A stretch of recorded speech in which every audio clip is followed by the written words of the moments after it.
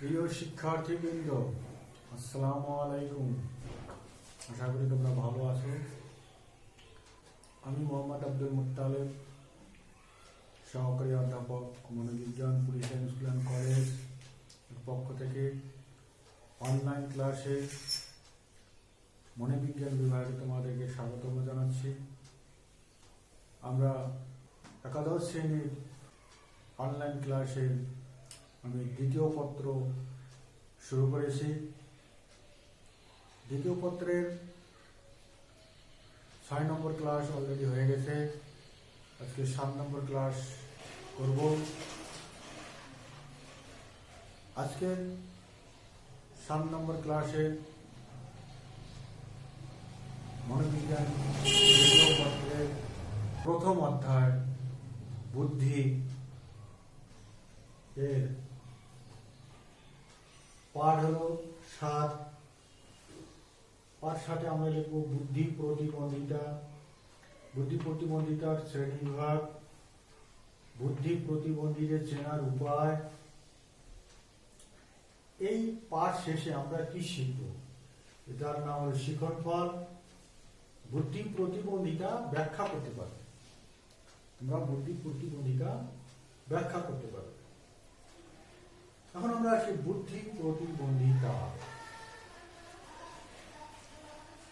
বুদ্ধি প্রতিবন্ধিতা, intelligence retardation, কেউ কেউ বলেছেন মানসিক প্রতিবন্ধী, আবার কেউ কেউ বলেছেন মানসিক অস্বাভাবিকতা। যেমন বিশ্ব স্বাস্থ্য সংস্থা এই বুদ্ধি প্রতিবন্ধীদের নাম দিয়েছেন মানসিক অস্বাভাবিকতা।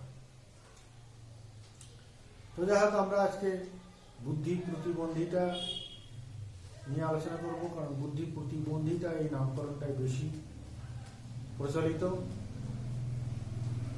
বুদ্ধি প্রতিবন্ধী কারা? যদি আমরা সাধারণ কথায় যাই, বুদ্ধি প্রতিবন্ধী কারা? বুদ্ধি প্রতিবন্ধী হলো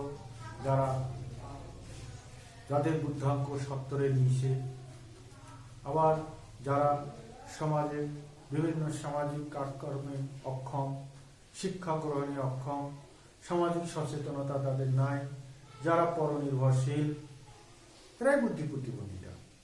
এবং স্বাভাবিকের চেয়ে এদের বুদ্ধিমত্তা কম। এখন বুদ্ধি প্রতিবন্ধিতা বলতে কি বুঝো? বুদ্ধি প্রতিবন্ধিতা কাকে বলে? এ ব্যাপারে অনেকে অনেক মনোবিজ্ঞানী সংজ্ঞায়িত করেছেন।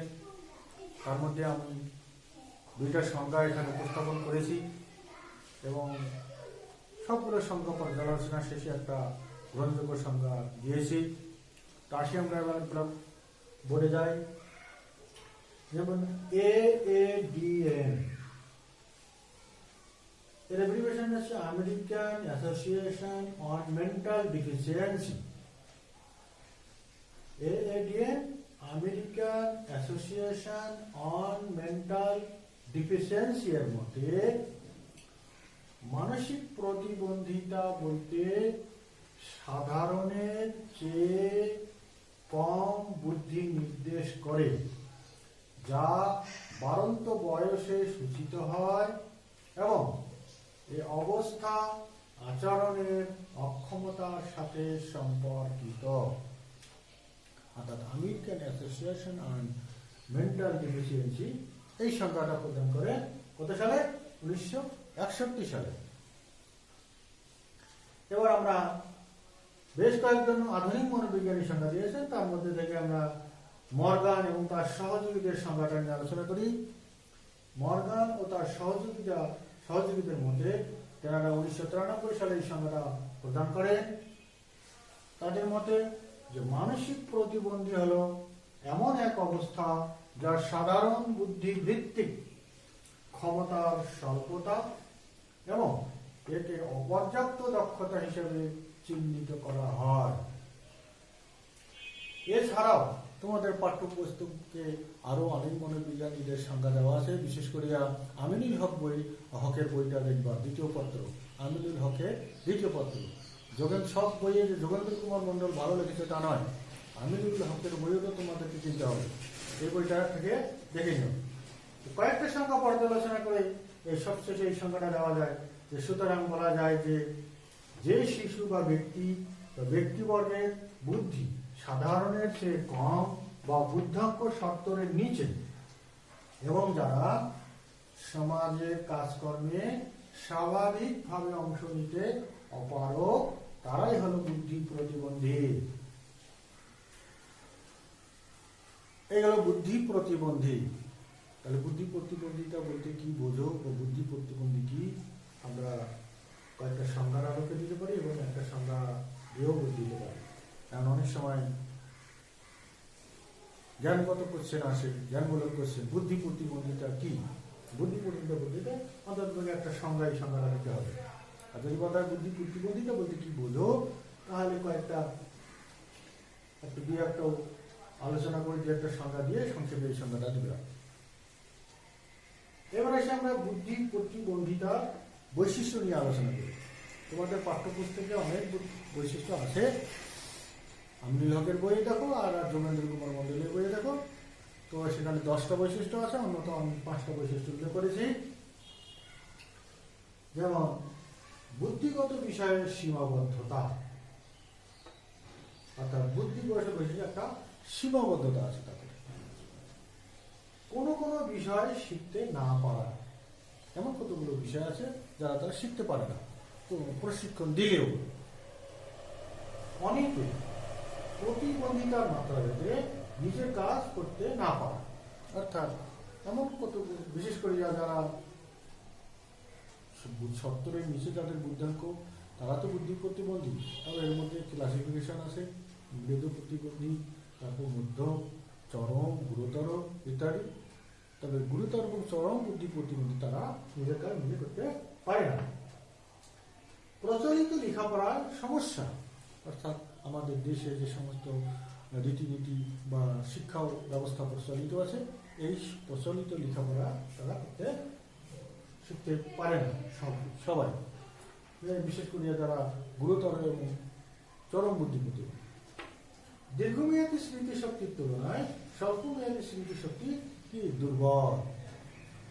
এছাড়া তোমাদের পাঠ্যপুস্তকে আরো কয়েকটি বৈশিষ্ট্য আছে, বিশেষ করে আরো 5টি বৈশিষ্ট্য আছে, আমি এগুলো আলোচনা করলাম না, পাঠ্যপুস্তক থেকে দেখে নেব।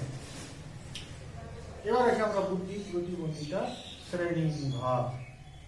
বুদ্ধি প্রতিবন্ধিতা কয় ভাগে ভাগ করা যায়? বুদ্ধি প্রতিবন্ধিতা মূলত 4 ভাগে ভাগ করা যায়। এই 4 ভাগের মধ্যে যেমন একটা হলো মৃদু বুদ্ধি প্রতিবন্ধিতা, 2 নম্বর হলো মধ্যম বুদ্ধি প্রতিবন্ধিতা, 3 নম্বর হলো গুরুতর বুদ্ধি প্রতিবন্ধিতা, 4 নম্বর হলো চরম বুদ্ধি প্রতিবন্ধিতা। এখন মৃদু বুদ্ধি প্রতিবন্ধিতা কারা? আমরা জানি যে 70-এর নিচে যাদের বুদ্ধাঙ্ক তারাই বুদ্ধি প্রতিবন্ধী। তবে এই বুদ্ধিপন্থীগুলোকে ভাগ করা হয়েছে, যেমন যাদের বুদ্ধাঙ্ক 51 থেকে 69-এর মধ্যে তারা হলো মৃদু প্রতিবন্ধী। এরা সাধারণত ছোটখাটো কাজ করতে পারে, চলাফেরা করতে পারে, উপযুক্ত প্রশিক্ষণ দিলে এরা সমাজে চলতে ফিরতে পারে। মধ্যম প্রতিবন্ধিতা সব যাদের বুদ্ধাঙ্ক 36 থেকে 50, এরা একটু বোকা বোকা ভাব, এদের একটি প্রশিক্ষণ দিলে অন্ততপক্ষে তারা কোনো রকমে চলাফেরা করতে পারে।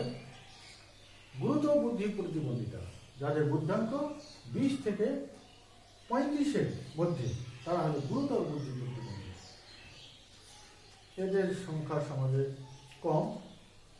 চরম বুদ্ধি প্রতিবন্ধিতা যাদের বুদ্ধাঙ্ক 20-এর নিচে, এরা সাধারণত পরা অবলম্বী, অর্থাৎ পরের উপর নির্ভরশীল। এরা সবসময় অসুস্থ থাকে, বেশিরভাগই বাঁচে না, তবে যারা বেঁচে থাকে তারা সম্পূর্ণরূপে পরের উপর নির্ভরশীল, তারা নিজের কাজ কখনোই নিজেরা করতে পারে না।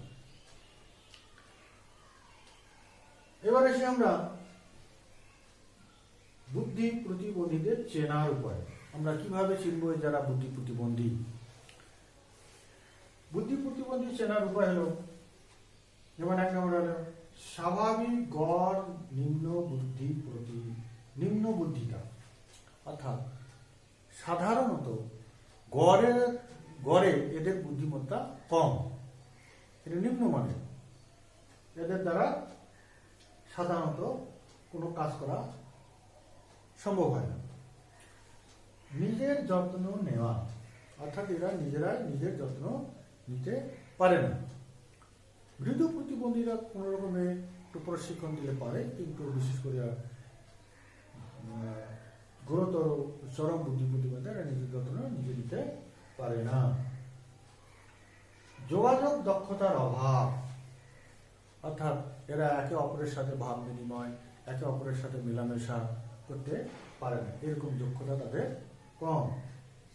সামাজিক ব্যবহার, অর্থাৎ সমাজে কার সাথে কিরকম ব্যবহার করতে হবে, সমাজে চলতে ফিরতে গেলে যেরকম একে অপরের সাথে ভাব বিনিময় এরা তারা করতে পারে না।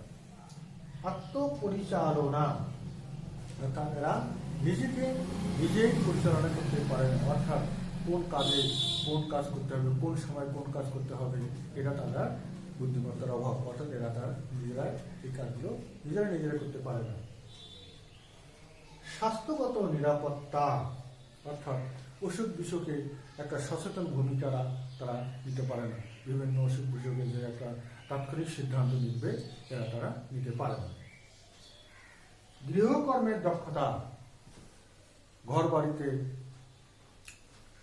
সাজানো, বাসা বাড়ি গোছানো, তারপর গৃহ কাজকর্ম এরা করতে অপারগ। শিক্ষা সংক্রান্ত কার্যাবলী, অর্থাৎ দেশের প্রচলিত নিয়মে যে শিক্ষা আছে এবং হিসাব নিকাশ এরা তারা করতে পারে না, ইভেন কি কয় টাকার নোট এটাও তারা বলতে পারে না। কর্মকৌশল, অর্থাৎ সামাজিক জীবনে বাঁচে থাকতে গেলে বিভিন্ন কৌশল অবলম্বন করে চলতে হয়, তাদের এই কৌশল তাদের জানা নাই, অথবা এই কৌশল দেখাতে তারা কি অপারগ। এবার আসি আমরা সামাজিক দক্ষতা। সামাজিক দক্ষতা সমাজের নীতি রীতি মূল্যবোধ ইত্যাদিতে তারা অসচেতন, অর্থাৎ সমাজে একে অপরের সাথে মিলেমিশে যে কোনো কাজ করবে, সমাজের একটা ভূমিকা, সমাজের নেতৃত্ব দেওয়া বা সমাজে বিভিন্ন রীতিনীতি মূল্যবোধে প্রাধান্য দেওয়া এরা তারা করতে অপারগ। এই গেল আমাদের বুদ্ধি প্রতিবন্ধিতা, বুদ্ধি প্রতিবন্ধীর বৈশিষ্ট্য, তারপর বুদ্ধি প্রতিবন্ধিতার শ্রেণী বিভাগ, এরপর আসে আমরা বুদ্ধি প্রতিবন্ধীদের চেনার উপায় আমরা জানলাম। আগামী ক্লাসে আমরা শিখব বুদ্ধি প্রতিবন্ধিতার কারণ, বুদ্ধি প্রতিবন্ধীদের কি করণীয়, এগুলো আমরা আগামী ক্লাসে শিখব। তো আজকের মধ্যে এখানেই থাক। খোদা হাফেজ।